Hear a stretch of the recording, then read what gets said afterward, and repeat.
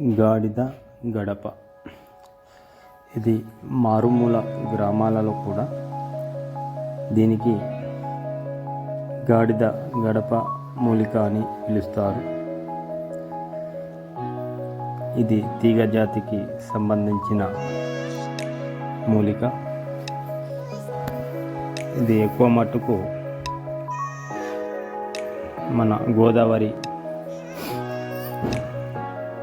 అలల తొనుకు రాళ్ళ మధ్యలో చాలా మనకి దొరుకుతుంది. చాలా విశిష్ట మూలిక. వైద్యశాస్త్రంలో దీనికి మంచి పేరు ఉంది. కడుపులోని పురుగులను చంపుటలో ఉపయోగకారి గాడిద గడప మూలిక. అట్లాగే ఈ మూలిక శాస్త్రీయ నామం అరిస్టా లోకియా బ్రాక్టియోలేటా.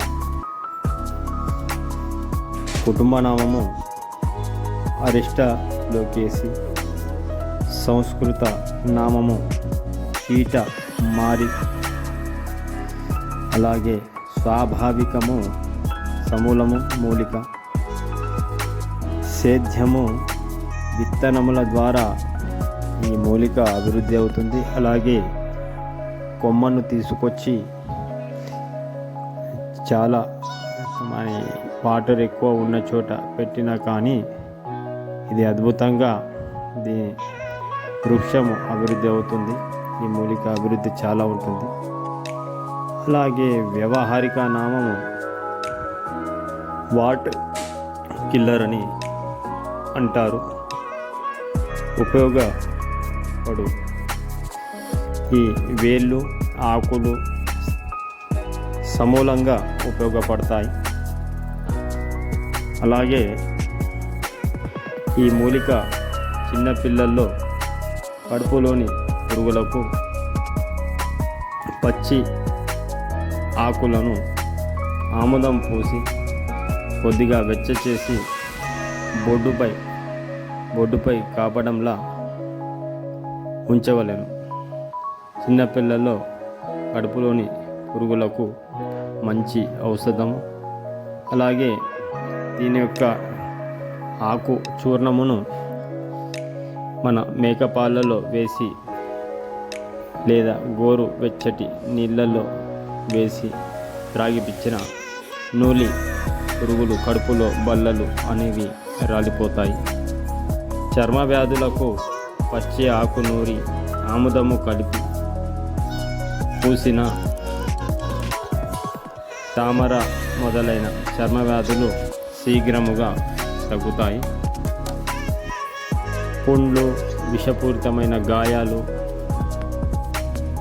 పచ్చి ఆకు రసము పూసిన లేదా ఆ ఆకు రసములో గంధకము కానీ పటిక కానీ కలిపి పూసిన లేదా ఆకును ముద్దగా నూరి కట్టిన పుండ్లు గాయాలు మానును. దీని కాండమునకు 4 మిరియాలు వెల్లుల్లి కలిపి మెత్తగా నూరి తీసిన రసమును 2 స్పూన్లు త్రాగుచున్న స్త్రీలో ల్యూకోరియా అంటే తెల్లబట్ట నిస్సందేహంగా తగ్గిపోవును.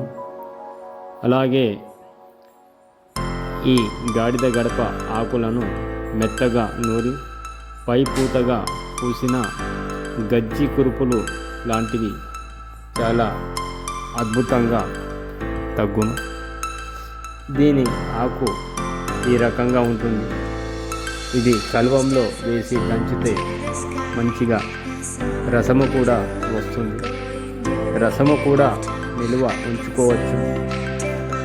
అలాగే తేనె ఈ యొక్క రసము సేవించడం వల్ల కడుపులో బల్లలు శీఘ్రంగా వెళ్ళిపోతాయి.